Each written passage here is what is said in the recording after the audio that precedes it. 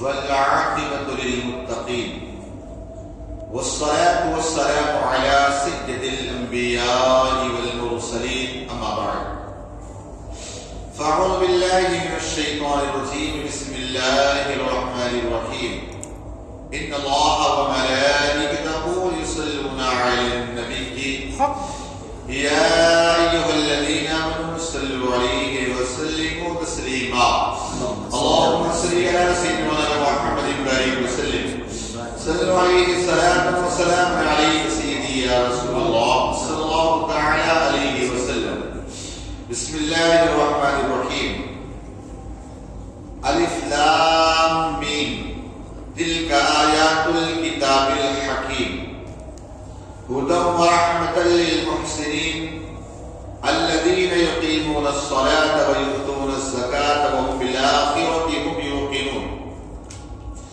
أولئك على هدى من ربهم وأولئك هم المفلحون. یہ حکمت والی کتاب کی آیتیں ہیں، الہدایت اور رحمت ہے نیکوکار کے لیے، اور جو نماز قائم کرے اور زکات دے اور آخرت پر یقین رکھے وہی اپنے رب کی ہدایت پر ہیں اور انہی کا کام بنا.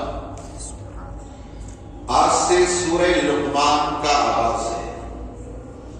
اس سے پہلے سورہ روم کو آپ نے سماعت کیا. روم کے جو حالات تھے اس کے حوالے سے بہت ساری باتیں آپ نے سنی. آج سے سورہ لقمان جو قرآن کی ایک سورہ ہے اس کا آغاز ہو رہا ہے.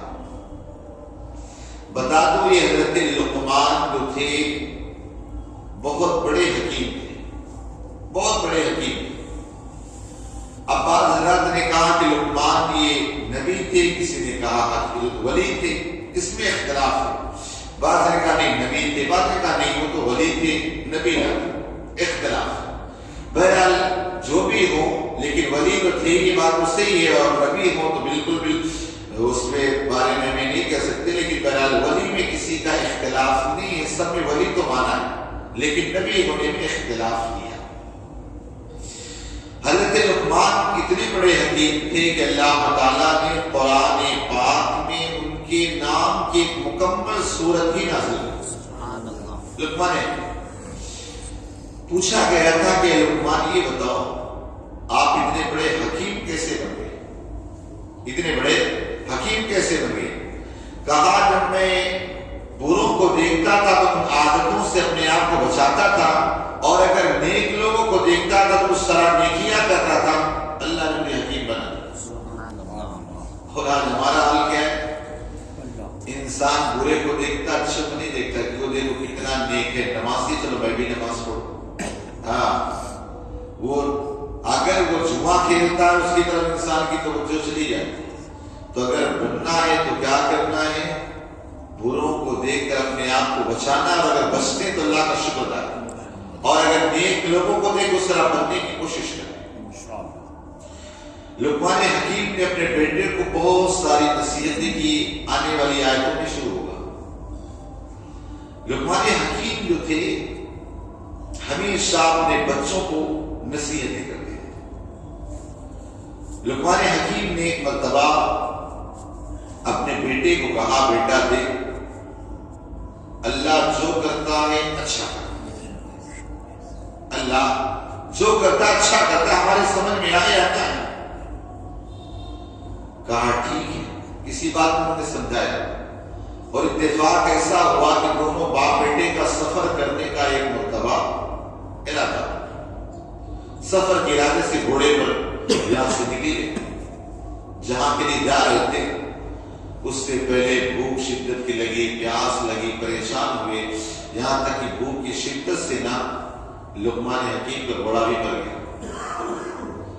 کہا ابا حضور آپ کہتے تھے کہ جو اللہ کرتا اچھا ہوتا ہے، یہ کیا اچھا ہوتا؟ ابھی آپ دیکھیے ہمارا گھوڑا بھی مر گیا، اب ہم پیدل چلیں گے. کہا اللہ جو کرتا اچھا کرتا.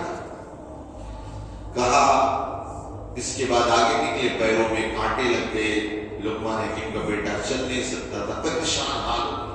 یہاں تک ایک مقام پہ تھک ہار کے بیٹھ گئے.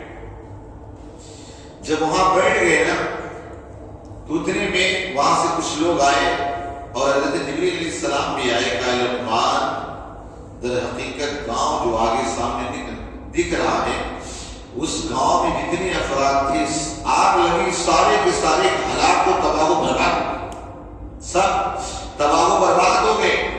کہا یہ جو گھوڑا مر گیا یہ اللہ کی طرف سے تھا، اللہ کی طرف سے تھا. اور کہا جو کانٹا یہ تکلیف پہنچ یہ بھی اللہ کی طرف سے. ظاہر سی بات ہے اگر یہ گھوڑا نہ مرتا وقت سے پہلے آبادی میں پہنچ جاتے اور آبادی میں آگ لگ گئی وہاں پہنچ کافی جل کے راک ہو جاتے لہٰذا اللہ کو یہ مقبول منظور نہ. تو بہت ساری جو چیزیں ہوتی نا اس میں بہت ساری حکمت ہوتی. جیسے حضرت موسیٰ علیہ السلام کے زمانے میں ایک بندہ تھا، وہ ایک مرتبہ دیکھا پرندے بولنے جا رہا تو اس کو سوچو جانوروں کی بولی بھی سیکھنا چاہیے. لقمان حکیم نے موسیٰ علیہ السلام کے پاس آیا، کہنے لگا کہ مجھے جانوروں کی بولی سکھا دے. کہا بھائی اسی حال میں رہتے لیے اچھا کہانی مجھے سیکھنے، کہانی مجھے سکھا دو. کہانی تیرے لیے اسی میں بہتر ہے بھلائی، کہانی مجھے سکھا دو. بار بار جب یہ اصرار کرا تو اللہ نے فرمایا موسیٰ سیکھنا چاہتا سکھا دو. سکھا دیا. اب یہ جانور کی بولی سیکھ گیا. گھر پہ آیا، جب گھر پہ آیا کتا بولا اس کی بھی بولی سمجھ رہا، مرغ پالے تھا اس کی بولی بھی سمجھ رہا، اس کے بعد گھوڑا پالا اس کی بھی بولی سمجھ رہا، بیل پالا اس کی بھی بولی سمجھ رہا. کہا یہ اچھا کام ہو. اب اس کے بعد وہ جو بندہ سیکھنے آیا تھا اپنے گھر میں روٹی کا ایک ٹکڑا پھینکا ایسے کتے کی طرح، لیکن مرغ دوڑتا ہوا آیا اٹھایا کتے سے پہلے لے گئے رفو چکر. کتے نے مرغے سے کہا کہ اللہ نے روزی میرے لیے لکھی تو نے میرا رزق چھین لیا. اس مرغ نے کہا ارے کتا پریشان کیوں ہوتا ہے؟ کہا کل مالک کا جو ہے نا آج رات میں بیل مر جائے گا، اب یہ بیل جو ہے نا مرے گا تو خوب پیٹ بھر کے کھا لیتا ہے. کہا میرے پاس ہوگی خالی یہ نہیں رہے گا میں تو گوشت کھاؤں گا نہیں ہے. کہا تو آرام سے کر مر جائے گا. فوراً پکڑا بیل کو لے جا کے بازار میں بیچ آیا. پتہ چلا واقعی بیل مر گیا. بہت اچھا، ورنہ کتنا بڑا نقصان. ٹھیک. اب دوسرا دن آیا تو کتا اور مرغ بات کر رہے تھے، کہنے لگے یار کل کتنا بڑا جھوٹا آدمی، کل تو کہہ رہا تھا مالک کا بیل مر جائے گا اور مالک کو بیچ ہی آیا. کہا تیرا رزق ہوگا. کہا پریشان نہ ہو مالک کا جو گھوڑا ہے وہ مر جائے گا. گھوڑا مر جائے گا. پکڑا اسے فوراً پٹافٹ جا کے بازار میں بیچ گیا. رقم لی نا کچھ دیر کے بعد پتا چلا گھوڑا مر گیا. الحمدللہ بہت اچھا ہوا بچ گیا ورنہ تو اتنا بڑا نقصان ہوتا. واپس آیا. اب یہ کتا اور یہ دونوں بات کر رہے تھے، کہنے لگے یار کتنا بڑا جھوٹا ہے. کہا پہلے بولا بیل مر جائے گا وہ بھی ایسا ہوا، گھوڑا تھا وہ بھی ایسا ہو گیا. کہا میرے لیے کیا ہے وہ؟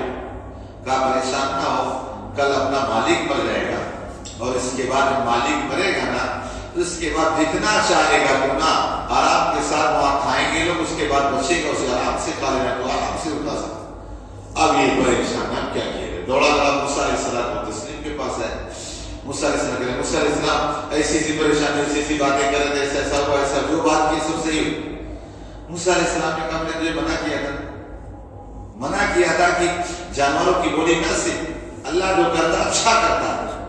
کہا منع تو کیے تھے لیکن اب میں کیا کروں؟ کہا مرنے کے لیے تیار ہو. کہا اگر پہلے دن تیرا بیل مر جاتا نا، وہ بیل جو ہے نا مرنا وہ تیرے لیے جان کا صدقہ ہو جاتا، تیرا گھوڑا بھی بچ جاتا تو بھی بچ جاتا. لیکن اب تم نے صدقہ نہ نکالا، یہ چیز نہ ہوئی نا، اب سمجھے تیرے لیے پریشانی. ہم مذہب اسلام کے ماننے والے، کاغذی دین کے ماننے والے نہیں. اگر پرندے جو ہے نا اگر کسی کے کھیت سے دانا چگ جائیں اللہ صدقے کا ثواب دیتا. آپ کے گھر میں پرندہ چگ گیا اس میں بھی آپ کو صدقے کا ثواب دیتا. یہ اسلام ہے. سمجھے بتنا اس میں صدقے کا ثواب ملے. کوئی چیز دیکھو جب بندے کے پاس ایمان ہونا سارے عمل کام ہوتے ہیں. ایمان بنیاد ہے. اگر یہاں پر بلڈنگ کھڑی کرنا ہے تو پلر نہ ہو تو بلڈنگ پر مضبوط رہے گی. ایمانی پلر کی طرح ہے، اس کی بنیاد کی طرح ہے. تو اب ظاہر سی بات ہے ایمان ہو تب ساری چیزیں ہوں گی. بہرحال تو یہ عقیدہ ہمارا ہونا چاہیے، جو ہوتا ہے اچھا آپ صدقہ کرتے ہیں اس میں بھی ہمارے لیے ہوتا ہے. اور آج جو ہم لوگ کھلاتے یہ ایمان والے کا ہی وہ چونکہ اس کے سامنے آخرت ہوتی ہے.